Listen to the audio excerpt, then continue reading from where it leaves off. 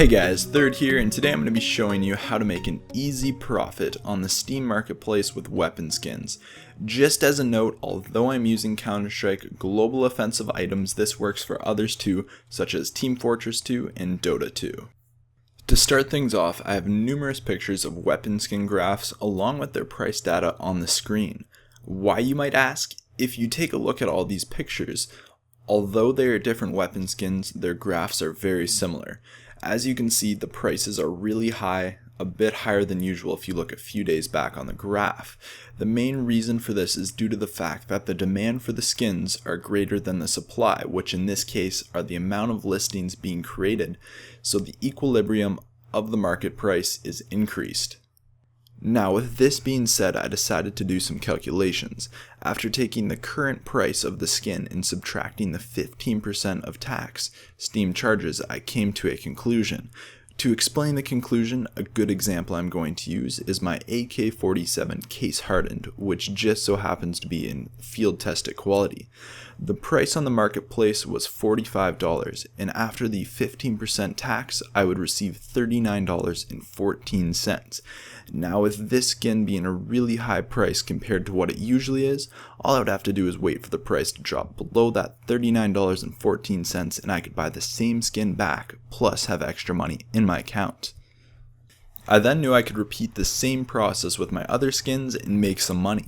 But what made me so sure that this plan was foolproof? What made me come to the conclusion that the price of these skins would drop enough to cover that 15% Steam tax and make a profit? Simple, history repeats itself. And by looking at the graph, there have been many fluctuations in the past, the main cause for drops in price being more desirable skins coming out, such as a new case released in Counter-Strike. And with an announcement confirming a new case coming out, it was just a matter of time before the prices dropped, allowing for the repurchase of the same skin with some profit.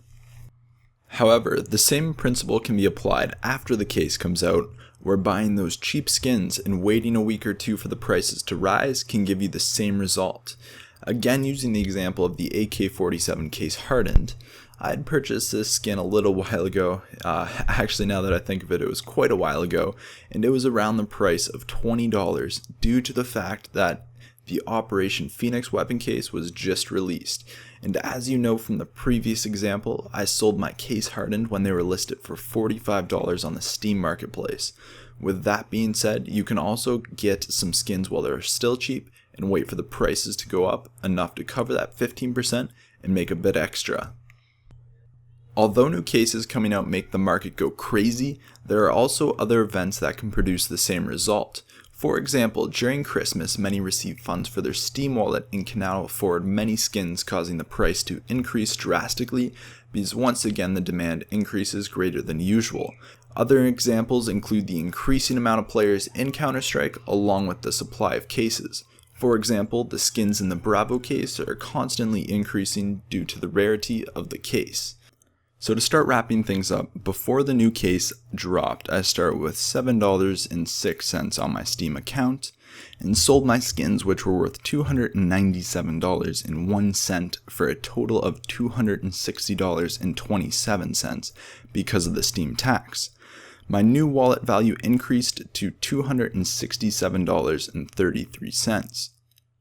However, after the drop in prices, those $297.01 in skins can now be purchased for $223.03, leaving me $37.24 in profit if I were to buy those exact same skins back. So now in a week, when the equilibrium of the marketplace restores itself, my skins will return to their price of $297.01, and I will have an additional $37.24. However, since the market prices are lower for the older skins, now would serve as a good time to pick up another usually expensive skin while their prices are still low.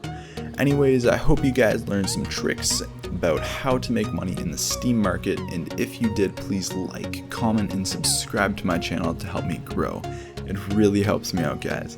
If you have any other tips or tricks of your own, feel free to add them in the comments along with any questions you may have. But until then, I will see you guys in the next one.